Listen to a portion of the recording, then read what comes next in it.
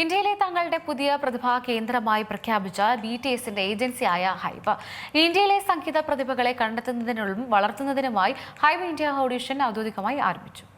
BTSന്റെ തിരിച്ചുവരവ് ആൽബമായ അരിരംഗ് പുറത്തിറങ്ങിയതിന് തൊട്ടുപിന്നാലെ K-pop super star ഗ്രൂപ്പിന് പിന്നിലുള്ള ആഗോള വിനോദ കമ്പനിയായ BTSന്റെ ഏജൻസിയായ ഹൈബ് സംഗീത പ്രതിഭകൾക്കായി വാതിലുകൾ തുറക്കുകയാണ്. ഹൈബ് ഇന്ത്യ ഓഡിഷൻ വഴി ചെന്നൈ, ഡൽഹി, ഹൈദരാബാദ്, കൊൽക്കത്ത, മുംബൈ, പൂനെ എന്നിവയുൾപ്പെടെ രാജ്യത്തെ പ്രധാന നഗരങ്ങളിൽ ഓഡിഷനുകൾ നടക്കും. കഴിഞ്ഞ വർഷം സെപ്റ്റംബറിൽ ഹൈബ് ഇന്ത്യ മുംബൈയിൽ ഓഫീസ് തുറന്നിരുന്നു. Japan, US, Latin America, China എന്നിവയ്ക്ക് ശേഷം കമ്പനിയുടെ 5ാമത്തെ അന്താരാഷ്ട്ര ഹബ്ബാണിത്. BTS 17, എൻഹൈപ്പൻ, കാറ്റ്സൈ തുടങ്ങിയ പ്രശസ്ത ഗ്രൂപ്പുകൾക്ക് പിന്നിലെ കരുത്താണ് ഹൈബ്.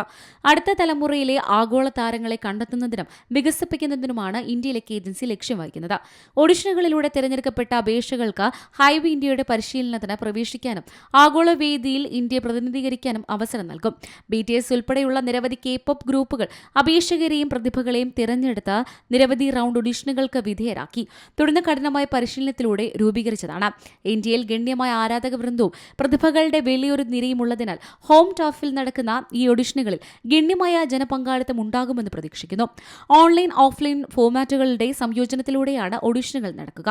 സമയപരിധി, യോഗ്യത, പങ്കാളിത്ത മാർഗനിർദ്ദേശങ്ങൾ എന്നിവയെക്കുറിച്ചുള്ള പ്രഖ്യാപനങ്ങൾ വരാനിരിക്കുകയാണ്.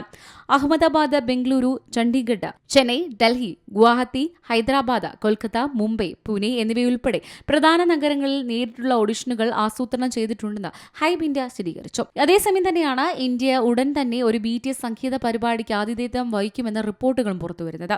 എന്നാൽ ഇത് എന്നാകുമെന്ന് ടീം വ്യക്തമാക്കിയിട്ടില്ല. News desk Malayalam news. ഏറ്റവും പുതിയ വാർത്തകളും വിശേഷങ്ങളും വിരൽത്തുമ്പിലറിയാൻ മലയാളം ന്യൂസ് എല്ലാ ഡിജിറ്റൽ പ്ലാറ്റ്ഫോമുകളിലും ലഭ്യം.